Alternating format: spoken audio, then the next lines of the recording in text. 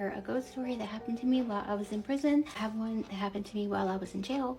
If you don't know me, I'm Amanda. I did time in prison for armed robbery, and I was in and out of jail a lot before I finally got sentenced to prison. They picked me up for a failure to appear. I knew I was going to be in jail for a little while, and they put me in a room with a girl. The girl was already there. She was on the top bunk, which I thought was peculiar because most people wanted the bottom bunk. The doors are locked. You're in the cell 24 hours a day, one person. Of course you're going to talk. We were just talking, and she was telling me like all these things about her life. One day she casually mentions that she has a demon that follows her.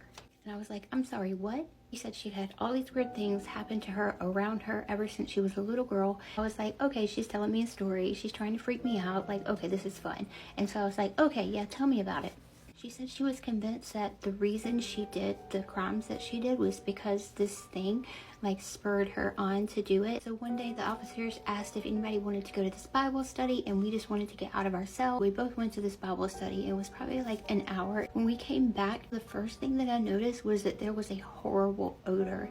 The officer who was unlocking our door was like, girl, what is that? You guys need to clean out your cell. And like, we were both very clean people, and so we were both like, what is that smell? At night we were laying there, we were about to go to sleep, and all of a sudden we hear something hit the floor. I look over, and my Bible, my little jail Bible that they give you, is on the floor.